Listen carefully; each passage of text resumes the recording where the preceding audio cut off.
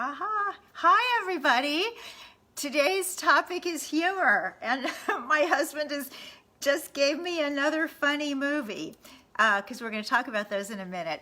I trust that everybody is doing okay, and I appreciate that you are up early or pausing midway in your day to spend some time with Enchanted April. I hope it's helping a little. That would mean an awful lot to me to think that. Indeed it was. So this is Enchanted April, day 24. And let's see. Okay, I got it. Oh, it's wonderful to be in partnership. I am very blessed. So, Enchanted April, day 24. The quotation for the day comes from my book, Younger by the Day, and it says, recognize the humor in just about every situation and point it out when your companions are suffering from pathological dourness. And I have to say, it's not difficult to become pathologically dour because I think we always look outside us for something to cheer us up. Like, what can I do to make me happier? What's out there that is going to come into my life and make me happier? So, gotta work on that. I certainly do. So I thought I would start with a couple of jokes, a couple of April 2020 jokes. If we're going to be talking about humor, we could start with a little. Now, I'm not saying these are the world's best jokes, but William was kind enough to look up a couple for me this morning, so I will pass those along. Here's the first one. Eventually, everyone will be quarantined, and 9 months from now, a group of babies will be born, and we will call them the coronials. Okay, the next one's better. I promise, a little better. For the first time in history, we can save the human race by lying in front of the TV and doing nothing. Let's not screw this up. So, two jokes to start the day, and now I want to share some funny movies, and I would love it if you guys in the message section here would also be sharing your favorite funny movies, because some of ours go back quite a bit, and one of the things we've noticed trying to watch some funny movies during this sheltering in place time, that some of the movies that we thought were absolutely hysterical back when we watched them a long time ago are oddly not quite so funny now. One of those was Big Business, and it was still so much fun to watch with Lily Tomlin and Dolly Parton. I mean, just these iconic actors, but it's out of date. And so some of the jokes didn't quite have the power that they did way back when, but it was still fun to watch. So another one of my favorite movies is Big, where Tom Hanks is a little boy who wants to be grown up, and he gets to be grown up and runs into all sorts of difficulties. Young Frankenstein, Bridesmaids, Ghostbusters, and then the Christmas collection, which, you know what? We're in quarantine. It's okay to watch Christmas movies in April. In order of my opinion of fabulousness, Planes, Trains, and Automobiles, National Lampoon's Christmas Vacation, and top of the heap in my funny Christmas movie book is Elf. I love Elf. It's not quite Auntie May that we talked about yesterday, but it's one of those movies that I can watch over and over again, and it always makes me feel happy, which is really worth something now. It's so good to laugh. It's so good to get those endorphins out. We always hear about endorphins from exercise. That's good too. But a belly laugh is just an endorphin factory. And so that's going to strengthen our immunity. It's going to lift our mood. There's just nothing at all wrong with it. So even if you have to look up jokes online and go through a lot of corny ones, it's really worth it, even for the hope of being able to have a really good laugh and getting rid of that, what did I call it? Pathological dourness. So something else I want to talk about today. I was thinking about it this morning as I walked the dog, and you all know that's tough for me because, our human nature is we see another person and we're drawn to them. I think in the really ultimate sense, we think of attraction, like this is the person I'm going to marry. But just in regular human interactions, all platonic, we still want to come together. Hi, who are you? What are you up to? What do we have in common? What do you know that I could use? What can I tell you? That's just how it is. But now we're in this thing where when I'm out walking the dog, instead of leaning in, I'm leaning back and sometimes running back. So it's kind of backwards. And I was really focusing this morning on doing this thing right.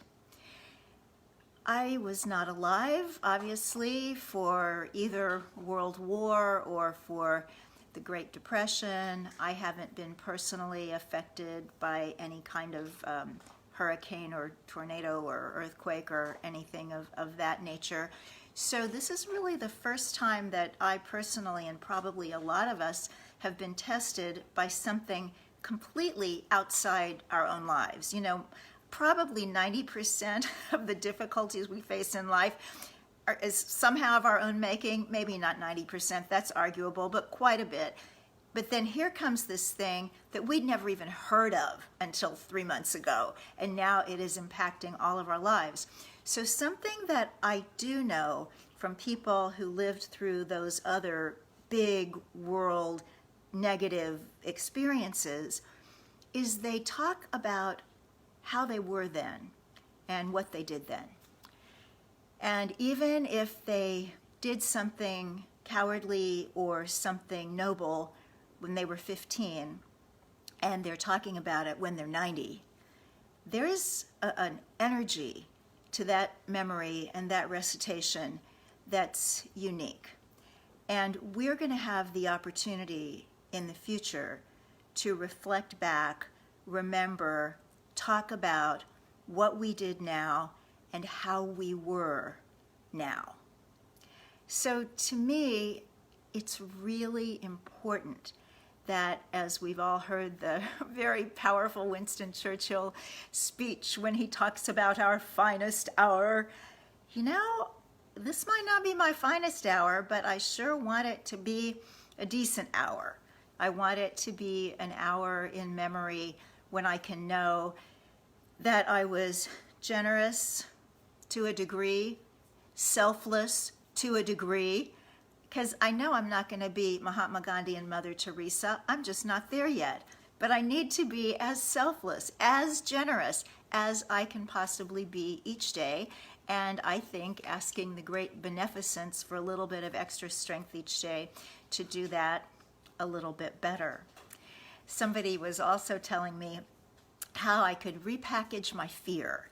And she said, I don't go out for walks. She's here in New York City as I am. And I order my groceries in. And she said, but I'm not afraid. I've been a nurse for 35 years. I understand contagion and I respect it. And I thought, wow, that's what I want to do. I want to stay in because of understanding and not because of fear.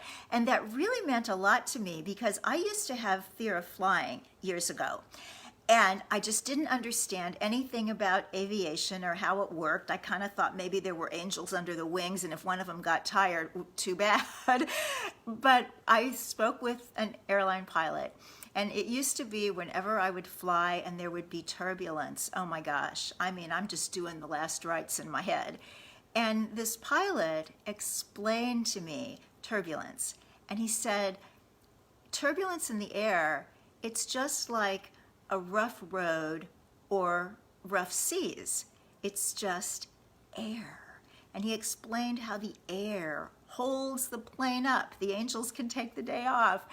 And just that understanding pretty much wiped out that particular fear. And so I want to repackage fear today. I want to put it in a lovely box full of humor and generosity and thinking about other people and other issues and what I might be able to do to make this world a better place even now.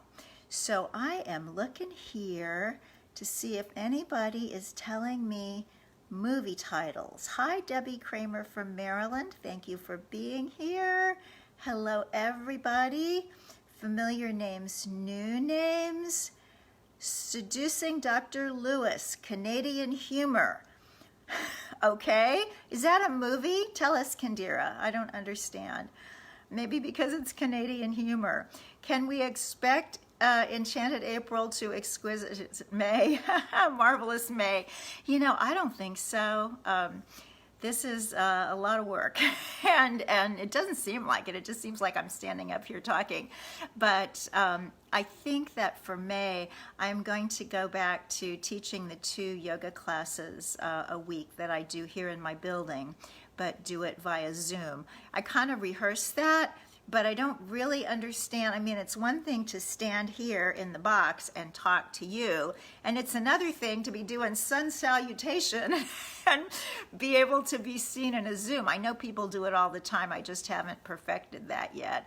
So that's probably what's coming for May, but you know, we live a day at a time, and right now we have Enchanted April and several more days to come. But since I did mention yoga, I do want to show you my shirt. Let's see, I figured out how I can see my shirt, see the cow. This shirt is from yogaisvegan.com. It's a company, it's a podcast from my lovely graduate, one of my many, almost 500 Main Street Vegan Academy vegan lifestyle coach and educator graduates. Holly Scotus is her name out there in Connecticut, and you might want to check her out. She is wonderful. Oh my gosh, her podcast. Even if you don't do yoga, she has these really powerful, inspiring people, and her yoga center, or her tradition that she trained in, has a very cool idea that I'll be announcing next week about how we can help some of those first responders and healthcare workers in a very easy and yogic way. So that'll be cool. So any more funny movies?